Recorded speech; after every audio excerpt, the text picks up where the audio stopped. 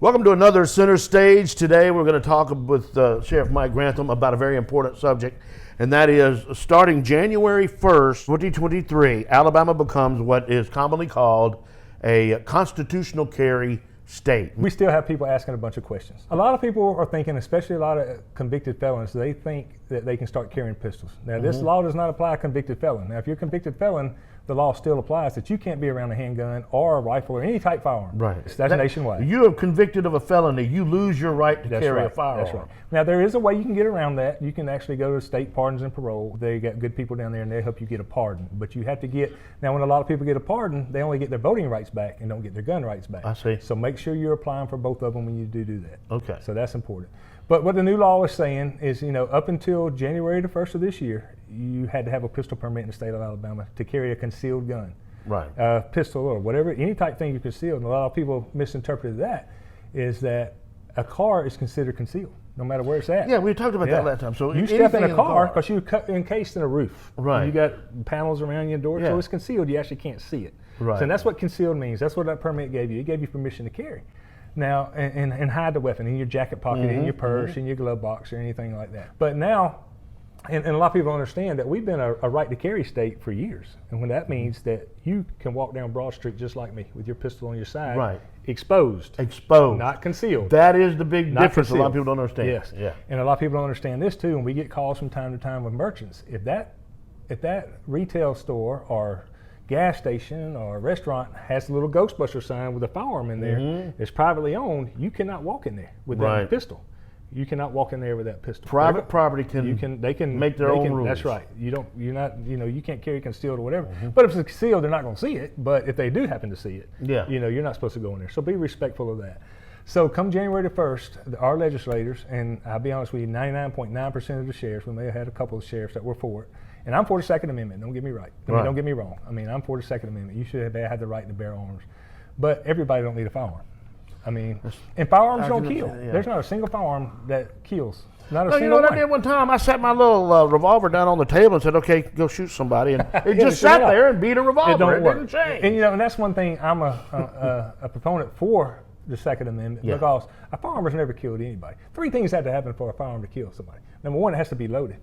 Number 2, the trigger has to be pulled or some mechanism has to be done to fire that weapon. And number 3, it has to be pointed at what you're shooting at. Right. So, when people say, oh, they were deranged when this person got shot or that shot, no, they have enough sense to do those 3 elements. That's a good point. It's not going to shoot itself. So I'm all for the Second Amendment, don't get me wrong, but with all the killings and stuff we have going on, not just in Dallas County, it's nationwide. And I'm not trying to make an excuse for our people, but it's nationwide. It's a time now that, like, I've never seen. I've been in law enforcement, I got 30-something years on the books, and I've never seen it this bad. And it's not just here in Dallas County, like I said earlier, but our legislators for the last several years, and when I say ours, I'm not talking about Dallas County, they were strictly against it. And my hat's off to Mr. Chestnut, because he actually called me and said, hey, Sheriff, what's your opinion on this? And he listened, so he voted against it. And 90%, probably 95% of the Democrats voted against it, and the Republicans in Montgomery, they voted for it. What had happened was the NRA came in here, National Rifle Association, they're big gun proponents, and this is just, word of mouth that's floating around, it could be a rumor, whatever. They finally, and the legislators were running for office at the time too. And of course, favors this, I scratch your back, you scratch my back, that good old boy stuff. That's the word that what happened over in Montgomery. And like I said, we've been fighting this thing probably, when I say we, the sheriffs, probably the last, ever since I've been sheriff, plus when Sheriff Huffman was there, I would say 10 years or more. Right. Anyway, they finally got it through. So what does that mean? It means come January 1st, you do not have to have a pistol permit. You can carry a pistol. So don't be alarmed when you're at the gas station and you see somebody beside you, 21 years old, with a pistol strapped to his side. Or, you go to the store and, or to a restaurant, you look over there while you're eating your burrito or something and somebody's at the restaurant with a gun. We're going to have that kind of stuff. That's what's going to happen. Sure, yeah. That's what's going to happen. It's going to alarm a lot of people. And I want people to know, if you're alarmed, even though you have that right, the police have a right to check that person. Make sure that person is not inebriated, make sure that gun is not stolen. And we're not violating anybody's right, but we want our people to be safe.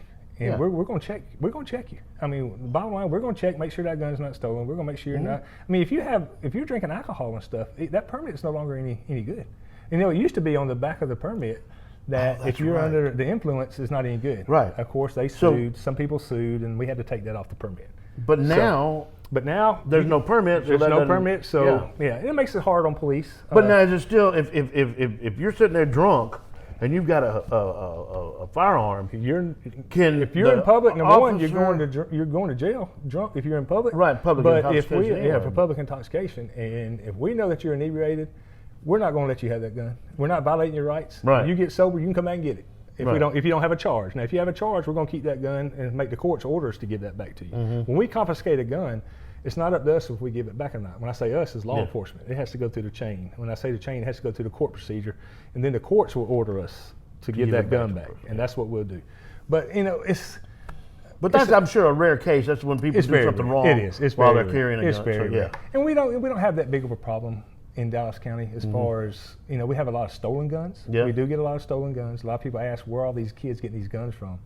I want you to get the police report or the sheriff's report and look at the burglaries. That's where they're coming from. Beginning of vehicles. Right. That's what they want: guns, jewelry, something they can get rid of real quick. Yeah, and make money for the drugs. That's where the term Saturday Night Special comes That's from. Right. And a lot of people are saying, $20 for a gun or 30, whatever that's right. it is going for now. Saturday Night Special, the old 38s and stuff, Yeah. real cheap guns.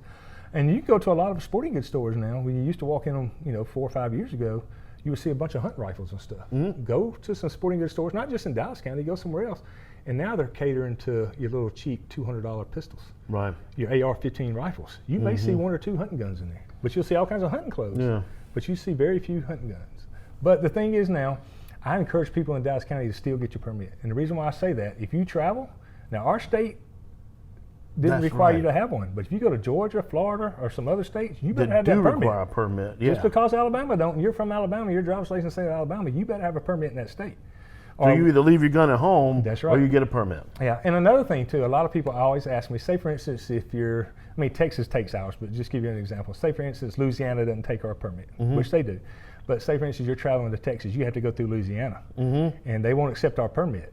It's a simple thing to do. You stop by the local sheriff's office. We have people do it with us.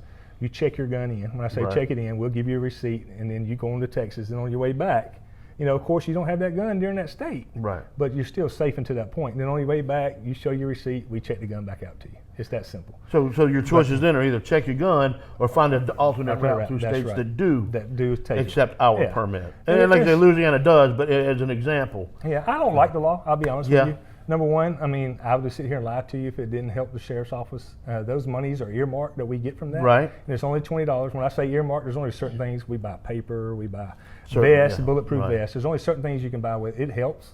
But now when the legislature passed this law, they did put up a fund, a grant fund, so to speak, that we can apply and get lost revenues. So it's not a money issue to the sheriffs anymore. A lot of people wanted to make it, the sheriffs are saying they're going to lose money, they're going to lose money. We're not going to lose the money. It's not a money thing. It gives us a database. And a lot of people don't like that. They make it look like Big Brother's looking after you. Yeah. If crime's being done, if you say lies, Big Brother needs to look after you.